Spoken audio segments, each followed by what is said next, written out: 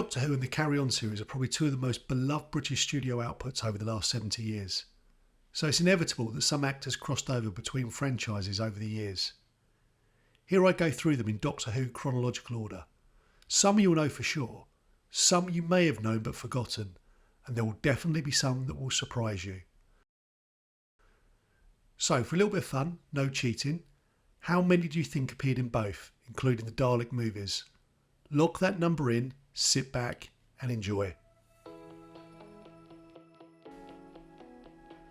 William Hartnell. Where else would we start other than William Henry Hartnell? Of course, Billy Hartnell was the first Doctor.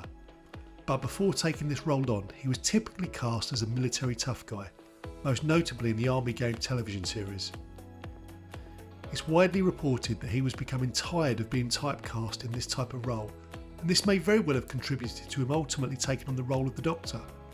You can bet Verity Lambert used this as leverage when trying to convince him to take on the role. So, the first Doctor also starred in the first Carry On film, Carry On Sergeant, in 1958. While somewhat resuming his bullish sergeant character for this movie, it obviously had a comedy angle despite Hartnell playing it straight, and it did show his versatility. If, like me, you were born in the late 70s or onwards, you're unlikely to have seen William Hartnell in anything other than Doctor Who, given the very limited reruns of his series and movies, so to see him in this is a real treat. While Carry On Sergeant isn't generally regarded as one of the best movies of the series, it does hold a special place in the heart of fans because it was the first, perfectly mirroring the feeling of Doctor Who fans towards William Hartnell almost perfectly.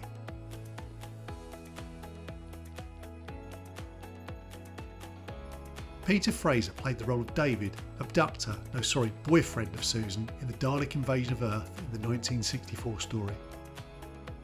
In probably one of the least known Carry On crossovers, he played the role of Horsa's companion in Carry On Cleo.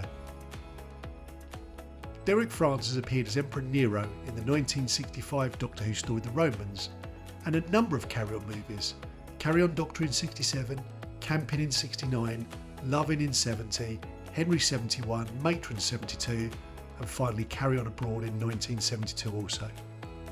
If you've seen The Romans, you'll likely agree with me that it's the most Carry On Doctor Who story there is. It's Doctor Who exploring comedy, thankfully a short-lived experiment. Roy Stewart played the role of Nosha, of course, in Carry On Up the Jungle in 1970, and also played a number of roles in Doctor Who, starting with The Crusade in 1965. He played Toberman in the classic 1967 adventure Tomb of the Cybermen, and finally Tony the Strongman in Terror of the Autons in 1971. Peter Butterworth is one of the better known Carry On Doctor Who crossovers, with 15 Carry On appearances under his belt, ranging from Carry On Cowboy in 1965 right through to the penultimate movie Carry On Emmanuel in 1978. Of course, in Doctor Who, he played the role of the Monk, firstly in the 1965 adventure The Time Meddler, where he played a Time Lord despite never actually being named as such on screen.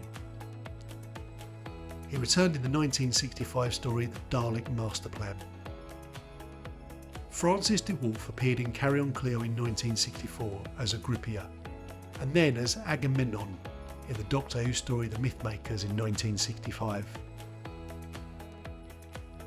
Donald Blissett appeared as a patient in the Carry On Again Doctor movie in 1969, after appearing as Layard in The Highlanders in 1966.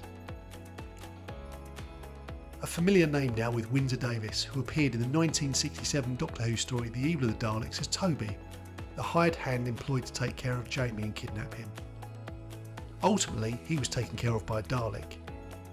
He appeared in two Carry On movies, Carry On Behind in 75 and Carry On England in 76.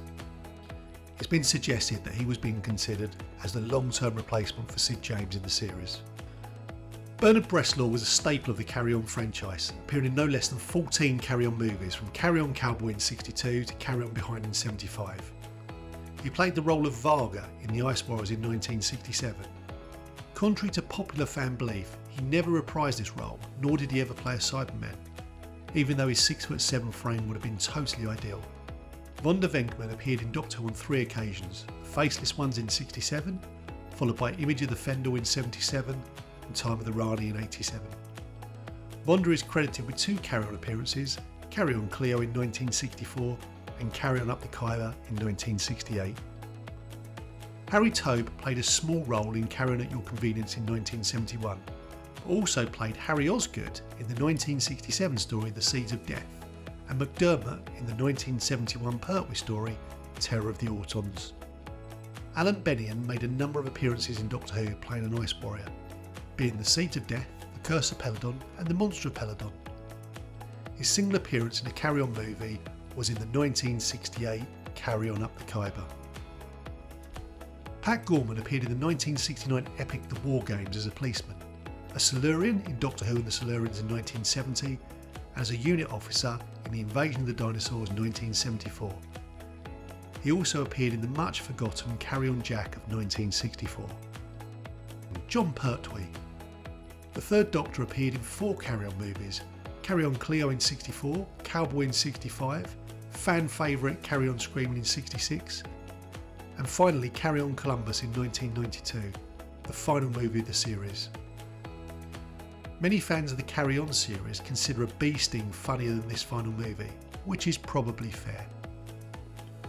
Michael Bodie appeared in The Sea Devils in 1962 and in Carry On Sergeant with William Hartnell in 1958 and Carry On Nurse in 1959. David Prowse. And my favourite find by far as part of this research is none other than Darth Vader himself, David Prowse.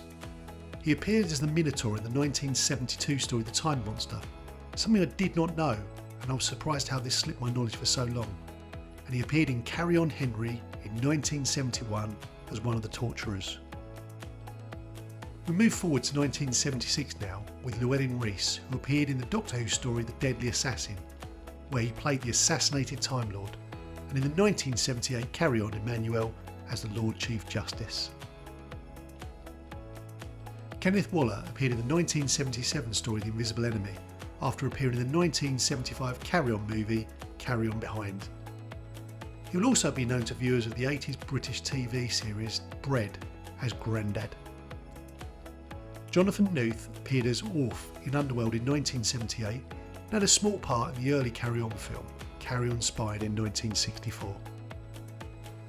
Richard Shaw also appeared in Underworld Adventure as Lack, and also the Carry On movie Don't Lose Your Head in 1967. Suzanne Daniel appeared in the 1979 Doctor Who story Destiny of the Daleks as Agella, a Mavelian soldier, and a year before in Carry On Emmanuel as Emmanuel Prevert. Frederick Treves appeared in the 1960 Carry On Constable movie as a radio voice, which was uncredited, before appearing in the 1980 Doctor Who story Meglos. Kenneth Cope had a number of Carry On credits to his name, with Carry On Jack of 1964 being his first, followed by Carry On at Your Convenience in 71 and Carry On Matron in 1972. His single Doctor Who appearance was in the 1981 story Warrior's Gate, where he played Packard, a member of the crew. For me, a lovely surprise and find this one. The legend that is Bert Kwok appeared in the 1982 story Four to Doomsday, and also the 1992 Carry On Columbus outing. Beryl Reid was horribly miscast in Earthshock in 1982, but prior to this she'd appeared in the 1978 Carry On Emmanuel as Mrs. Valentine. Martin Clunes appeared in the 1983 story Snake Dance as Lon, going on to establish himself as a prolific comedy actor for portrayals such as Tony in the BBC One comedy Men Behaving Badly. He took on a serious role in 1992 when he played Martin in Carry On Columbus. In 1967, Stephen Garlick played The Boy in Carry On Doctor, and then appeared in Mordrin Undead in 1982. Linda Barron appeared as Captain Rack in Enlightenment in 1982, and then in 1992 as Meg in Carry On Columbus. Curiously, the name Captain Rack is a perfect Carry On name. Peter Gilmore has 9 Carry On appearances under his belt, from Carry On Cabby in 63 to Carry On Columbus in 92. A single Doctor Who appearance was in the 1984 story Frontius as Brazen, the security chief of Frontius. Terence Alexander appeared in the 1961 Carry On Regardless movie, and then in Mark of the Rani almost 25 years later. Alexei Saul appeared as the Great DJ, or Annoying, depending on if you like Alexei Saul or not, in the 1985 story Revelation of the Daleks. and then, like many of his comedy cohorts, appeared in the 1992 Carry On Columbus movie. Geoffrey Hughes appeared in the 1971 movie Carry On at Your Convenience, and in 1986 as the wonderfully named Mr. Popplewick, the Valyard, in The Ultimate Foe. Oh come on, that's not a spoiler, it was nearly 40 years ago. Don Henderson played Gavrock in the 1987 story Delta and the Bannermen. In my opinion, the only thing that saved this from being an absolute stinker. It was a stinker, but not quite an absolute one. Anyway, I digress. He appeared in Carry On Columbus in 1992, which probably made his Doctor Who appearance look like an Oscar-winning performance. Sheila Hancock played the role of Helen A in the 1988 story The Happiness Patrol, and in my opinion, one of the most underrated Doctor Who stories from the classic era. She also appeared as Senna Pod in the 1964 Carry On classic Carry On Cleo. The beautiful Angela Douglas appeared in 4 Carry On movies: 1965's Carry On Cowboy, 66 Carry On Screaming, 67 Carry On Follow That Camel, and finally 1968's Carry On Up the Khyber. In 1989 she appeared as Doris Lethbridge Stewart in Battlefield.